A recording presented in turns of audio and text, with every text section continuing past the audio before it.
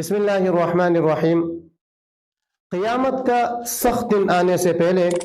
ہمیں اللہ تعالیٰ کے راستے میں صدقہ اور خیرات کر لینا چاہیے کہ جس دن نہ تجارت کام آئے گی، نہ دوستی کام آئے گی، نہ کسی کی سفارش کام آئے گی۔ دنیا میں تو ہم سفارش کروا کے اپنا کام نکال لیتے ہیں، لیکن قیامت کے دن ایسا نہیں ہو سکے گا۔ لہٰذا قیامت کا دن آنے سے پہلے ہمیں صدقہ اور خیرات کر لینا چاہیے تاکہ یہ ہماری نجات کا ذریعہ بن سکے۔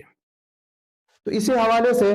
اللہ تعالیٰ سورۃ البقرہ کی آیات نمبر 254 میں فرماتے ہیں کہ یا ایھا الذین آمنوا انفقوا مما رزقناکم من قبل ان یأتی یوم لا بیع فیہ ولا خلۃ ولا شفاعۃ والکافرون هم الظالمون،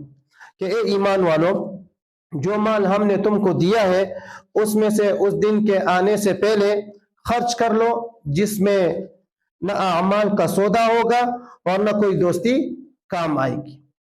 تو اس آیات سے سب سے پہلی بات یہ پتہ چلتی ہے کہ اللہ فرما رہے کہ انفقوا مما رزقناکم، اس سے اس بات کی طرف اشارہ ہے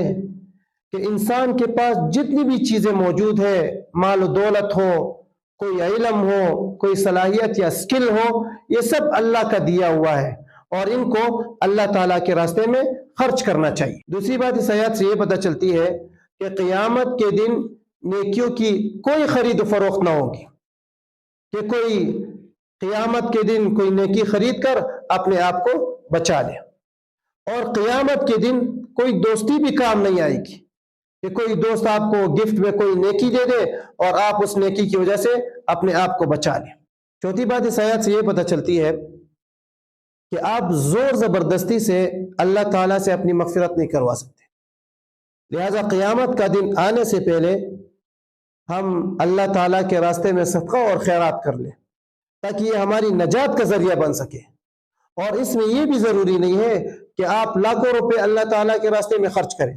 بلکہ جتنی اللہ تعالیٰ نے آپ کو توفیق دی ہے آپ اس کے مطابق اللہ تعالیٰ کے راستے میں خرچ کریں۔